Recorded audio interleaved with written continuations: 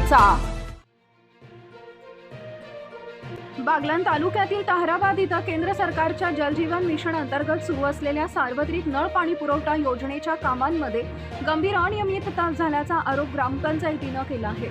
या प्रकरणी शिष्टमंडळानं जिल्हा परिषदेकडे धाव घेत थेट मुख्य कार्यकारी अधिकारी ओंकार पवार यांना निवेदन सादर केलंय। ग्रामपंचायतीच्या निवेदनानुसार गेल्या 1 ते 1.5 वर्षापासून या योजनेचे काम अपूर्ण अवस्थेतच बंद आहे।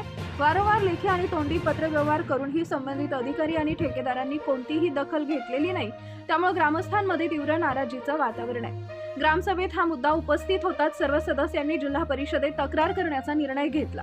त्यानुसार शिवसेना तालुका प्रमुख सुभाष नंदन, ग्रामपंचायत सदस्य जीवन माळी, निलेश कांक्रिया, डॉक्टर नितीन पवार, माजी सरपंच संदीप साळवे, सचिन कोठावदे, तुषार अहिरे, योगेश नंदन, निखिल कासारे, दीपक कांक्रिया, मिलिंद चित्ते, कुणाल नंदन, महेश साळवे, पितांबर नंदन आदी नागरिकांच्या शिष्टमंडळाने जिल्हा परिषद कार्यालयात भेट देत मुख्य कार्यकारी अधिकारी ओंकार पवार यांना निवेदन दिले। यावेळी 3 ते 4 दिवसात पाहणीसाठी अधिकारी पाठवण्याचं आश्वासन देण्यात आलंय। मात्र 8 दिवस उलटूनही अद्याप कोणतीही पाहणी न झाल्यानं ग्रामस्थांनी नाराजी व्यक्त केली आहे। दरम्यान जिल्हा परिषदेतून बाहेर पडताच संबंधित मुख्य ठेकेदार काही इस्मांसह उपस्थित राहून ग्रामसभेत प्रश्न उपस्थित करणाऱ्यांविरोधात दावा दाखल करण्याची धमकी दिल्याचा आरोप ग्रामस्थांनी केलाय।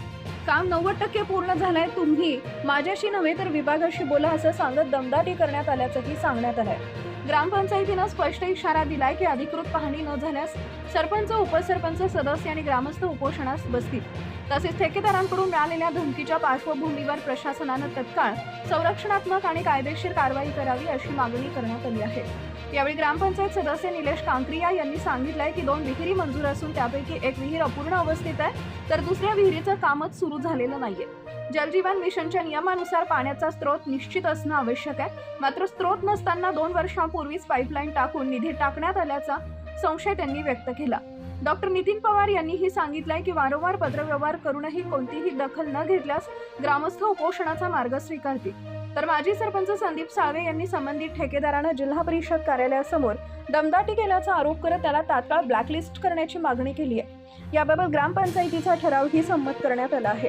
आता प्रशासन याकडे कितपत गांभीर्यानं पाहते आणि प्रत्यक्ष पाहणी करून ग्रामस्थांना न्याय देते का हे पाहणं महत्त्वाचं ठरणार आहे।